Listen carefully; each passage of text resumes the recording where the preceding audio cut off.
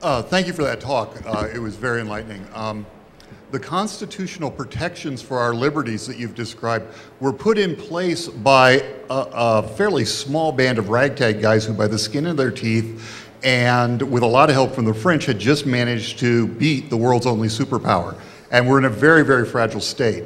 So given their origin, how does the idea that we can't afford them anymore because we face an existential threat from the terrorists even pass the sniff test?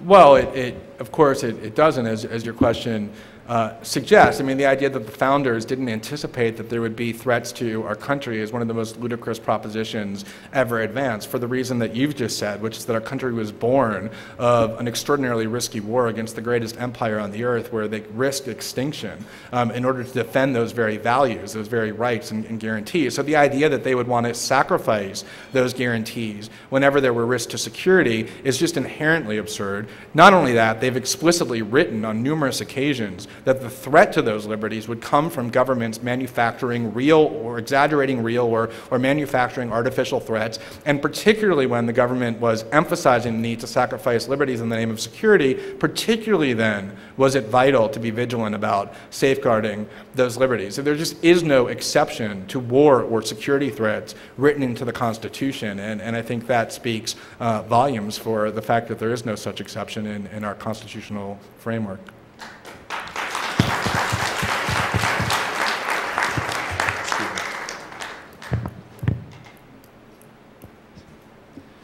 Thanks, Glenn, for that talk. Why do you think the Democrats and the media, after opposing for so long some of these radical policies from the Bush administration, rolled over like lapdogs at the precise moment that they had the chance to change some of these policies when they swept into Congress with the majority in 2006? It seems like, is someone else making these decisions for us?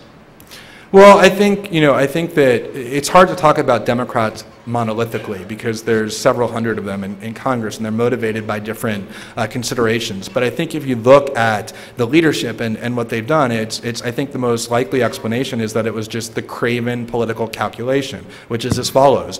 As long as things continue to go poorly, we, the Democrats, will thrive. That's what happened in 2006. People were contemptuous of the war and of the government, and the Democrats had one of their most significant victories ever. And so I think they calculated that they were content to allow things to continue on the course that they were on, as destructive as they might be, because that was the optimal prospect for enabling the Democrats to succeed politically. I mean, to say that about them is to attribute to them extraordinarily corrupt motives, which I'm aware of.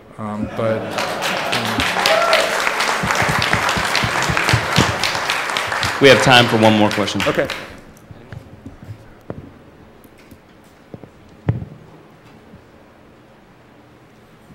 First, I wanted to thank you for a wonderful talk. That was a very, very good job. I do read a lot of your articles. Lou Rockwell posts them, and so I've read a number of them.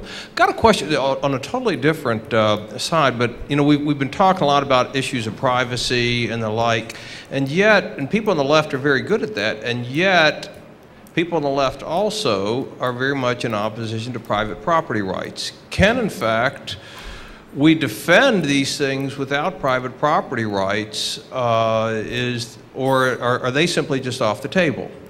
Well, it's a hard question to answer, and I say that for this reason. I actually think that the main reason why there's been a political realignment over the last 7 years, as I talked about, is because I think that the left has changed and been changed to a significant extent by what has happened in this country. And I think that those changes are all for the good. In particular, I think that people on the left have become much more skeptical about government leaders, about pronouncements from political officials, and about the wisdom of granting political power to the federal government. Now, it's very possible that there will be some people on the left who will suddenly lose that skepticism the minute that there's a liberal or Democratic controlled government in the White House. But I think that by and large, the changes over the last 7 years have been so profound that that skepticism will endure, and that people do see the threat that government can pose, and not have faith that when we vest power in the government, that good things will happen. Now, at the same time, I don't want to underplay the fact that there are ideological differences, particularly in the realm of economic policy. And libertarians are going to believe that less government intervention is desirable, and people on the left will probably continue to believe that more government regulation is desirable. And so it isn't that the two movements have merged completely and all differences are eliminated, but I think that some of the changes from these national security and civil liberties disputes have soured liberals and the left on the idea that there's virtue in government power as a general principle. And my hope is, and my belief is, that will seep somewhat into other realms, and that this idea that within government power lies our solutions is an idea that will lose currency generally among the left, and not just with regard to things like the surveillance state and civil liberties. Thank you very much.